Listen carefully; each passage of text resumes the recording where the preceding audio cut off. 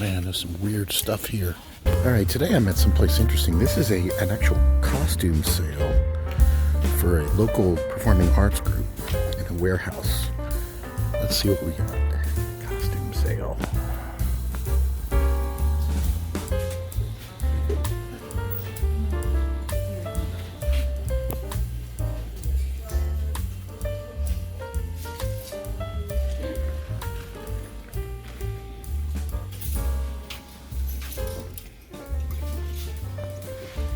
So I'm walking out of the costume place. Boy, those people are like a pack of wolves in there. Speaking of wolves, I paid $10 for this costume. So I'm going to throw it in and then go back and look. There's not a ton of costumes. There's a lot of prop stuff.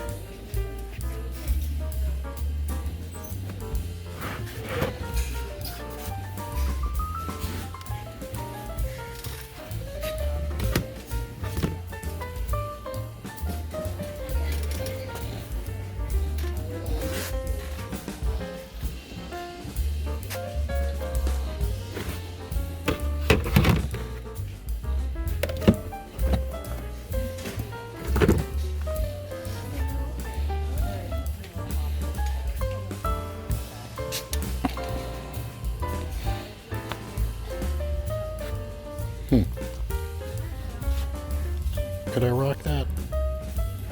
I don't think so. You never know though. Men's fantasy pants and fantasy tops.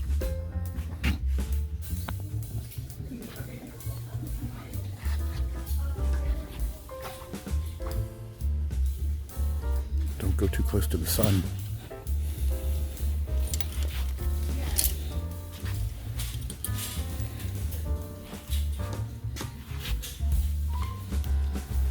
Man, there's some weird stuff here.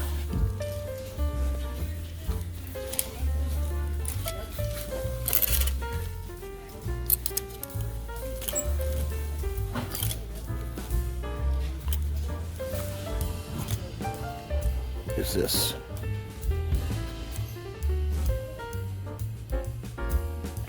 I don't know. Some kind of alien?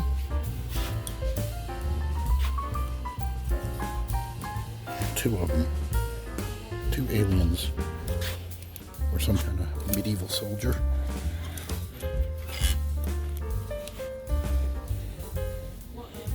Ooh. Ghostly something. Okay, so it's kind of interesting. Mostly just kind of lots of used weird clothes. But I did find one costume. And I got here literally maybe less than an hour from when it opened. So I have a feeling that place is going to be totally picked over by the end of the day. But they say they're bringing more out tomorrow. All right, today I'm doing some cast iron cooking. And I'm using one of these Modern Lodge cornbread pans. You can tell it has the hole. That's the Lodge version. The BSR version doesn't have that hole. This is also one of the modern ones, so you can see that the surface is kind of rough. I've got a smoother one, but the handle's broken off of it. And I have a original BSR, but it's not at this location, so this is kind of what I had available to me to work on. You can see it's relatively cool now to the touch. It's still warm. But I put it in the oven, used one of those Jiffy cornbread mixes. I used buttermilk in it instead of regular milk. And I put 2 eggs. And I used a little bit of honey and some Hatch pepper flakes, and I think it came out pretty good. As you can see, 2 of them are missing because I couldn't wait and I had to eat them. So I was kind of wanting to see if I could actually make a batch where it actually comes out of the pan pretty easily. You can see here, those 2 came out okay, a little bit stuck to the sides there. I put a lot of grapeseed oil in here, and then I put it in the oven at 400 for a good 10-15 minutes, and then pulled it out and put the batter in while it was very hot. I'm still not convinced that it'll pop out without some help. I worked on a few of them and nothing comes out. Oh, okay, one. But I was running my knife along here, trying to see if this might help, because popping these things out, I'm sorry, it's just not, it just doesn't happen. It's not easily done. Now, again, this is one of the modern ones, so it's got a rougher surface, and I'm sure that kind of contributes. So, can you imagine those corn pans that have all the nooks and crannies, how much harder that's going to be to get those out?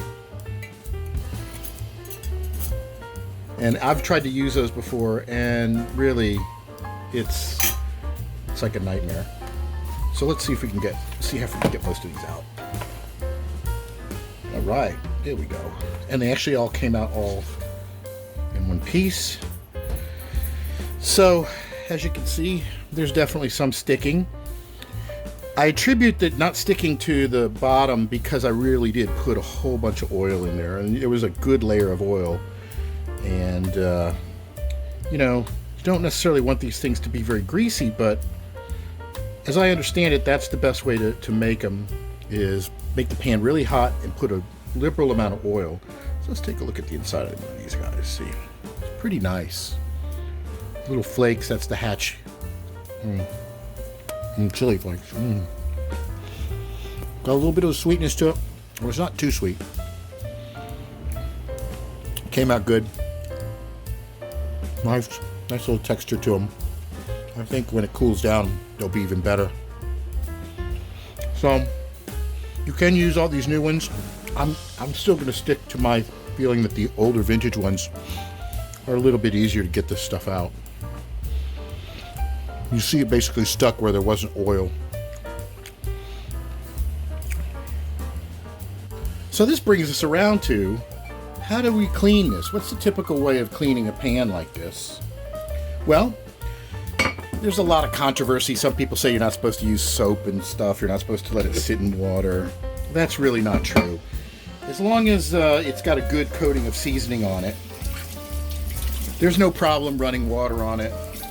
When I first got pans, I would use that kind of weird method where you would use kosher salt and kind of use it as an abrasive. But this will work fine. Just get yourself some kind of a little scrubby, like one of these guys, and just go in there. If you need to add soap, you can add soap. It's not going to cause a tremendous problem. In this case, it's just cornbread. I probably don't need to put soap in here. And what I will do is I'll throw this back in the oven, or you can put it on the stove and run a little bit of heat on it. In the case of trying to get rid of cornbread residue, if the seasoning is pretty solid, then if you heat this up, you're just going to toast the residue and it'll eventually flake off. If you don't have a really good enough seasoning, then you might want to re-season it, put a little bit more oil on it, throw it in the oven. And this didn't come out too bad. I'm still going to have to go over it. That's the problem with a lot of these pans. You know, you can't just throw it in the dishwasher. So it takes a little bit more effort to clean. I think probably something like that will work. I'll just have to go each side. But you can imagine those corn ones would have all the little corn kernels on them. That's a lot of work. That's why every time I see them, there's pieces of cornbread stuck in them. So that's it. Not too difficult. And you see how the water beads up on it? That's when you know you've got a good surface, where it just beads up like that. It does not stick to the sides, and that's a good seasoning. And it just takes time to be able to get that.